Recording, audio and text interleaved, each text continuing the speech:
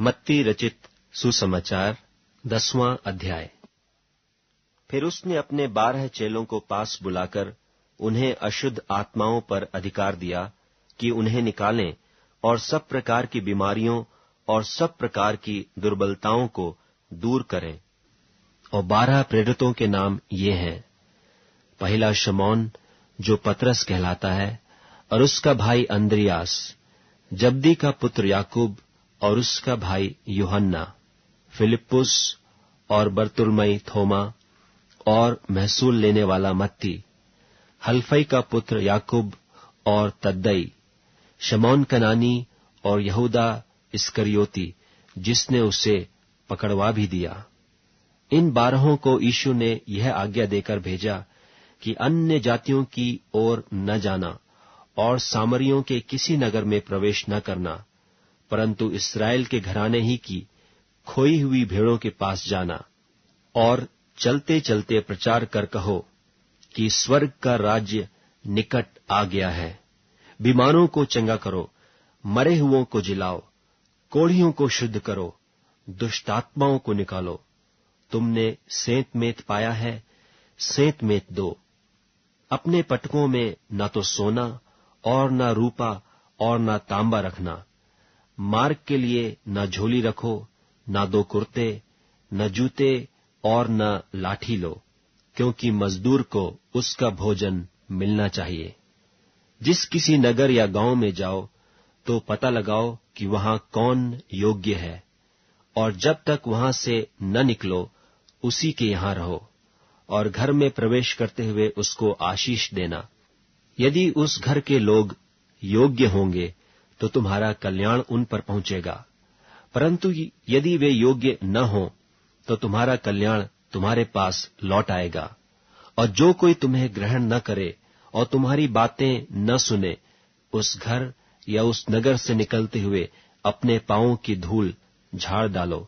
मैं तुमसे सच कहता हूं कि न्याय के दिन उस नगर की दशा से सदोम और अमोरा के देश की दशा अधिक सहने योग्य होगी। देखो, मैं तुम्हें भेड़ों की नाई भेड़ियों के बीच में भेजता हूं।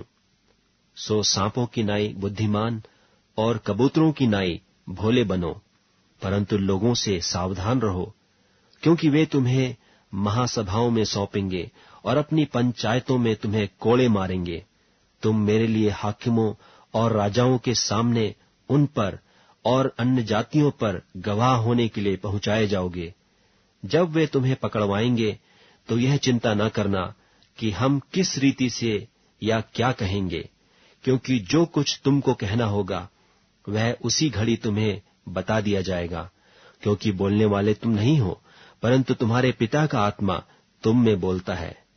भाई भाई को और पिता पुत्र को घात के लिए सौंपेंगे, और लड़के वाले माता पिता के विरोध में उठकर उन्हें मरवा डालेंगे।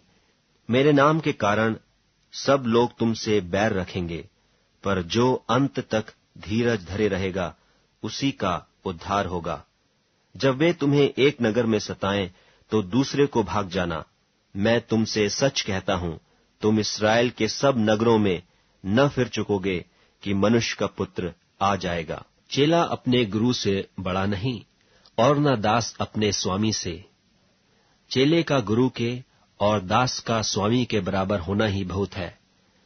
जब उन्होंने घर के स्वामी को शैतान कहा, तो उसके घर वालों को क्यों न कहेंगे? सो उनसे मत डरना, क्योंकि कुछ ढपा नहीं जो खोला न जाएगा, और न कुछ छिपा है जो जाना न जाएगा। जो मैं तुमसे अंधियारे में कहता हूं उसे उजियाले में कहो, और जो कानों कान सुनते हो उसे कोठों पर से प्रचार करो। जो शरीर को घात करते हैं पर आत्मा को घात नहीं कर सकते, उनसे मत डरना, पर उसी से डरो जो आत्मा और शरीर दोनों को नरक में नाश कर सकता है। क्या पैसे में 2 गरैये नहीं बिकती? तो अभी तुम्हारे पिता की इच्छा के बिना उनमें से एक भी भूमि पर नहीं गिर सकती। तुम्हारे सिर के बाल भी सब गिने हुए हैं। इसलिए डरो नहीं, तुम बहुत गौरैयों से बढ़कर हो। जो कोई मनुष्यों के सामने मुझे मान लेगा उसे मैं भी अपने स्वर्गीय पिता के सामने मान लूंगा। पर जो कोई मनुष्यों के सामने मेरा इनकार करेगा, उससे मैं भी